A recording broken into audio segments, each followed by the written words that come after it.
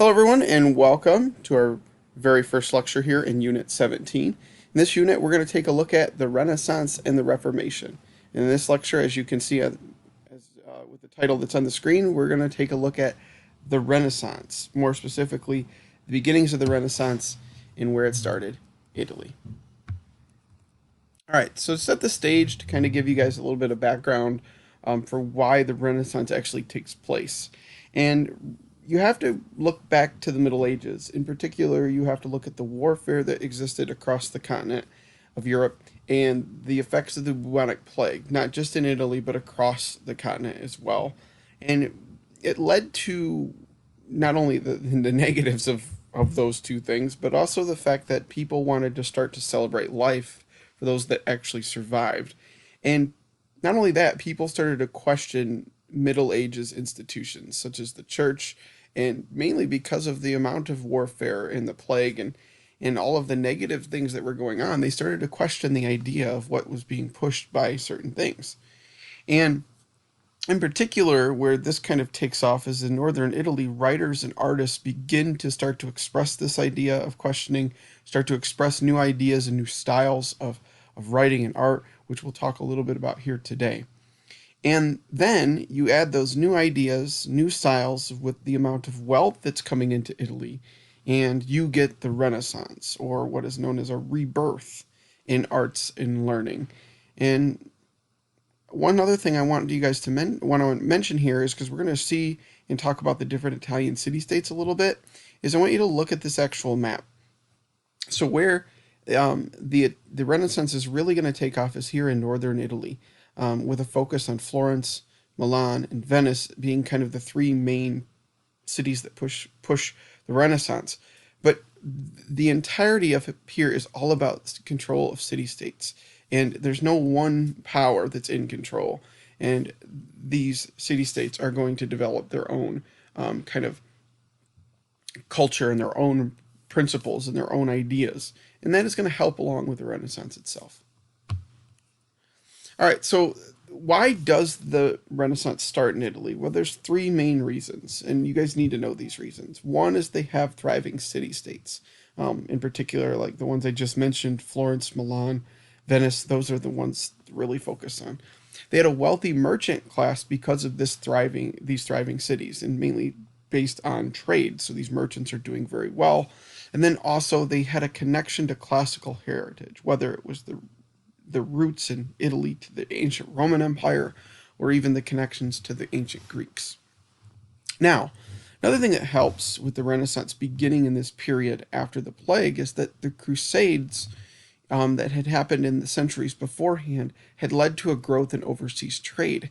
And this trade, where is it's coming from the Near East, so the Middle Eastern part, the Holy Land. Where is it going to in Europe? Well, its first place of contact is Italy, in particular, the big one being Venice.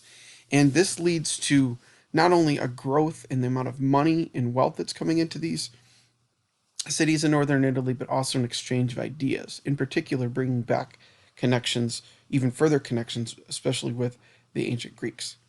And then the other thing is in the late 1300s, the Italian city-states, they were the ones that were first hit and in particular hardest hit by the bubonic plague. So with them being hit by the bubonic plague so hard, it actually leads to economic change. And in particular, you see two big ones here on the screen is that there were fewer laborers, and the ones that did survive because of the changes in market systems and what was going on, they started to demand higher wages. So that actually helps push the wealthy merchant class eventually. And then there's few business opportunities for growth, so a lot of people start to try other interests. In particular, you have a lot more people enter the field of art. And the reason they're able to do this is because of the growth of a wealthy merchant class. So they're connected. All right, so let's move on. The Italian city-states, like I kind of already mentioned, they start to become not only very wealthy, but they become very specialized and known for particular things. Venice being really the important sea trading northern city-state, along with Genoa. And they're really going to be the one that's bringing in not only a ton of wealth, but they're going to provide that connection to the Near East or the Holy Land, that's going to allow the influx of new texts and or ancient texts, depending on which source you're getting them from, into Italy. Milan is another important city. That's actually, you can see Milan down here. Um, and they were built on not only farming but silk and weapons. So they had their own little industry.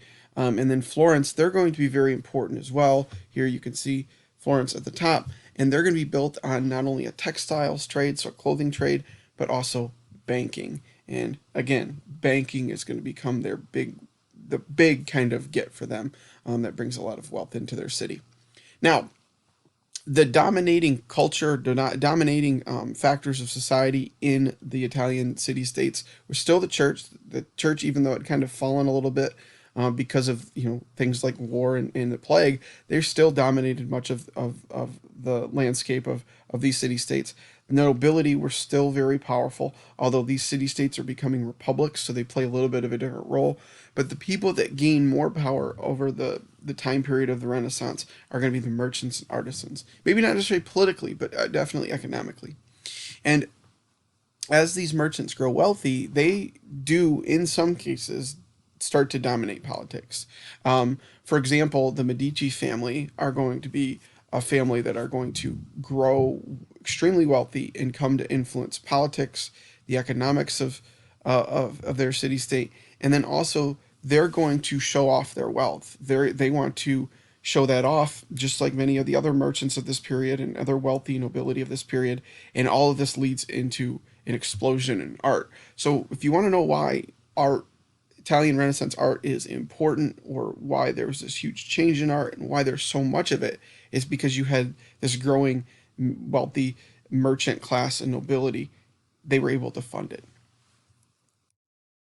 All right, so let's talk about classical learning. There's not only a rebirth in art, that we're going to talk a little bit more about as we go on, but there was a rebirth in classical learning that link back to the ancient Greeks and the Romans meant that the Italian scholars and stuff were starting to see how they fit into the equation of what these older scholars spoke of.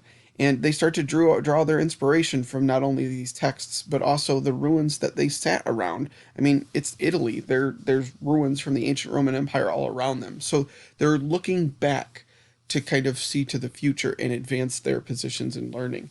Another thing that actually helps with this is that not only the the connections with their past, but the trading that was going on, for example, between Venice and the Muslim cultures to the east, meant that you're bringing back different um, ideas and different principles, and even bringing back translated texts. So the Arab cultures had connections with these ancient Greek texts or other ancient texts translated into Arabic, and now they're being brought back into Italy.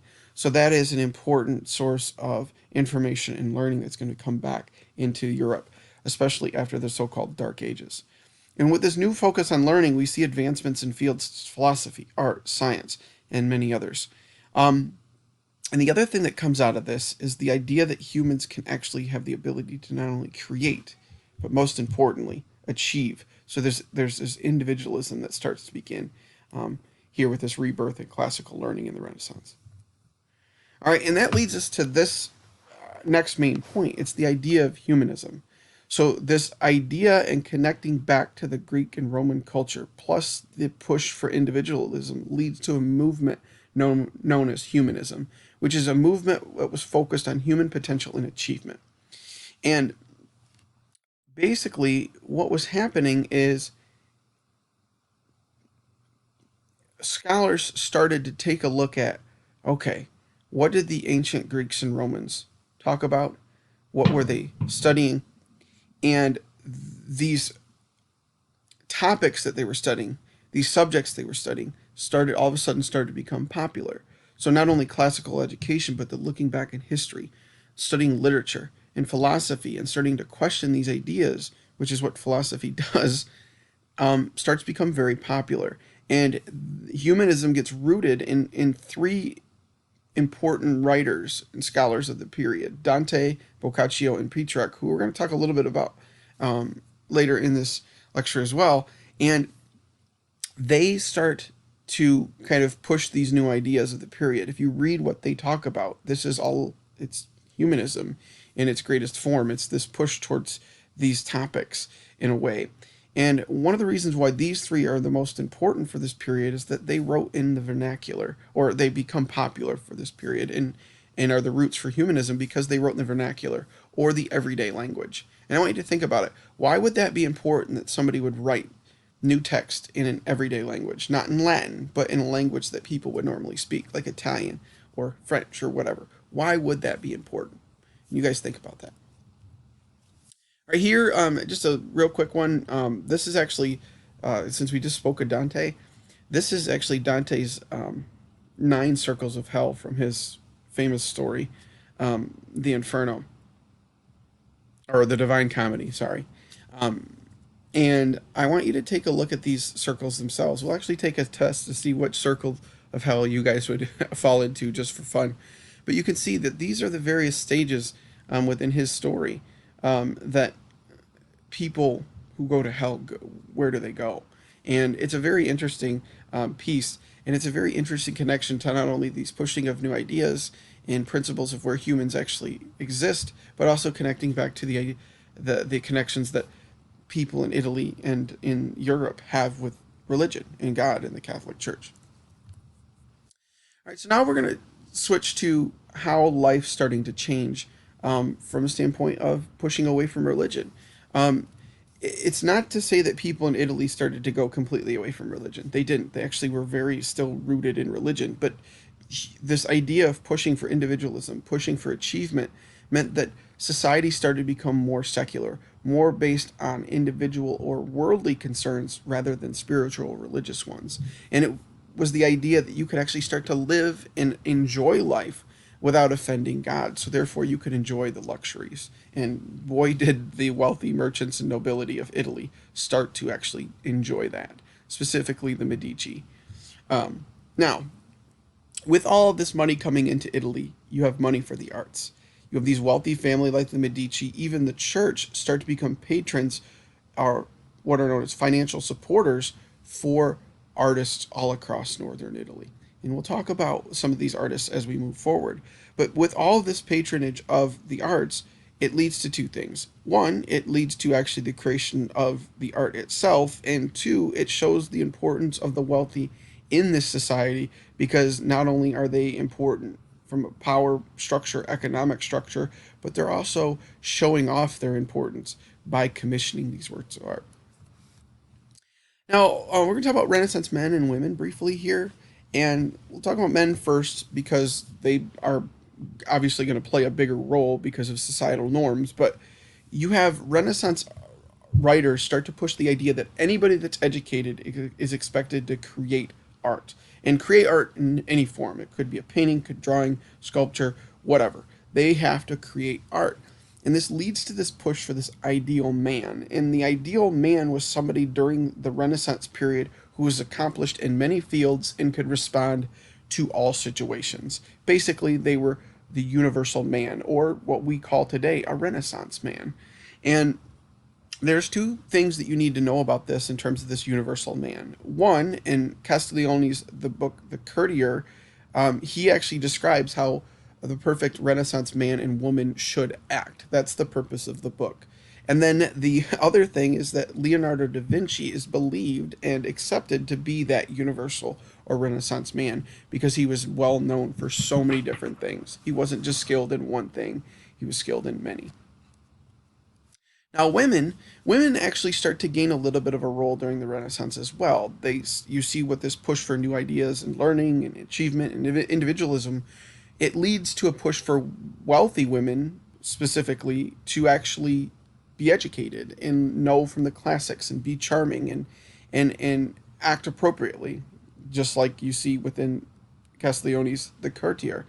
But women's advancement was limited. They couldn't advance as much as men because of the social structure, the gender norms.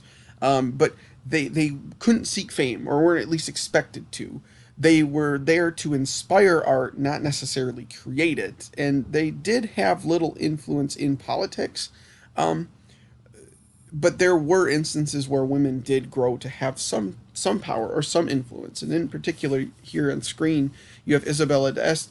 She was actually able to grow in substantial power for herself, and she was somebody that was very skilled not only as a politician but used her wealth extensively to be a patron of many different artists and grow a great art collection. And she even was able to successfully defend her city state, Mantua, from attack. And she was so successful in this defense that she was actually able to buy her husband's release because he had been captured in the war that led to this fighting. All right, now we're going to talk about this revolution in art. And I've said this already a couple of times. The money leads to patronage, leads to all this art. And really, why is Renaissance art so important? Well, one, it's because it's a change in style. We see that the Renaissance artists start to copy classical artists, and you see a more realistic style in the art that's being produced. Another thing is you see them start pushing to display the natural world and be as not only as realistic as possible, but focusing on people, focusing on events, focusing on what's actually going on in the world, not this idealized, symbolic, religious set of painting or art. Not to say that they don't paint things that are religious, they do. It's just it's more realistic in nature. And one of the things that allows this to be more realistic is a technique they use called perspective, which is a technique that allows architects, painters, drawers, sculptors to put something that's three-dimensional on a flat surface. And we'll actually do a little exercise here in class using this painting here, and your textbook actually uses it to display what perspective is. So I'm not going to talk about perspective in its way here. We're going to do that in a later lesson. And you guys are going to actually create something using perspective. So we'll move on to that a little bit later. Now, this new emphasis on individuals and realism leads to an immense amount of sculpture and portraits showing the distinctive features of the human form or showing off the distinctive features of individuals, such as, you know, the Medici family or Michelangelo. You can see his portrait here. And the two foremost artists in these fields were Michelangelo and Donatello. Now, the main Renaissance artists, I don't have anything for you guys to fill out here, are the most famous ones, anyways, are Leonardo da Vinci, who was the Renaissance man, and he was known for many different things. Not only just his painting of things like the Mona Lisa or the Last Supper, but really his writings and his inventions he was well known for. Raphael Sanzio was a very famous painter. His painting, The School of Athens, is perhaps the one of the greatest pieces of Renaissance art that you can actually look at as a connection of Renaissance art back to the classical world.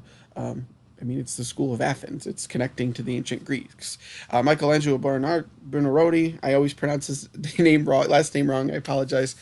He's a painter and sculptor, like we just talked about. With his most famous works being that of the ceiling of the Sistine Chapel, the David, which you can see on screen, and the Pieta, which we will take a look at a little bit later. And again, I'm not showing you the art here in this lecture because we're going to be doing some activities where you guys actually get to look at all this art and analyze it. And then the last one here is Donatello, who is a famous sculptor for his version of the David, which is a little bit different. And yes, these four Renaissance artists have the names of the Ninja Turtles because the Ninja Turtles are named after each one of them. All right, so next we have a revolution in literature. And like I said earlier, we would talk about Dante and Petrarch and Boccaccio. They wrote in the vernacular. They wrote in the everyday language. And this is important because it pushed learning out to the everyday people. Not everybody knew Latin, but they did know Italian, or they knew whatever other language they spoke, and it made it more accessible to them. And we'll talk a little bit more about that vernacular idea in the next lecture as well. But the writers start to push this idea of self-expression or individuality, which is something that's used by modern authors today. It gets its start here during the Renaissance. In particular, Niccolo Machiavelli, he actually wrote one of the most important books of this period that not only expresses this, but it talks about how life should be run. And his book was The Prince. And the main idea of this book is that it discusses how government should rule, and that the state in itself is separate from the actual ruler. So it's an entity of itself, and it's above the actual people. And he also pushed the idea that men are ungrateful, they're fickle, they're liars and deceivers, so they can't be trusted. And that's why the state in itself is above the people. And he also pushed the idea that the ends justifies the means. Basically, that rulers must do whatever they need to, even if it's cruel, to maintain their power. All right, guys, here we have the causes of the Renaissance. I don't have anything here to for you guys to fill out, but I want you to star this slide. I want you to make sure that you understand what were the causes of the Renaissance. These are very important. We see that there's increased trade with Asia and other regions as a result of the Crusades. Okay, so you have money and learning and all this stuff coming back. We see with this, we see a growth of the wealthy city-states in Italy. We see a renewed interest in classical learning of ancient Greece and Rome, mainly because of that connection with Asia, all this stuff coming back. We see this money turning merchants into becoming patrons of the arts. And then we see this increased desire of not only in classical learning, but science and technical knowledge, which leads to inventions and creations and advancement. And then the other thing is the other last one is the desire to beautify the cities and show off the wealth and show and celebrate life leads to the Renaissance. All right, guys, that's all I have for you. I'll see you in the next one.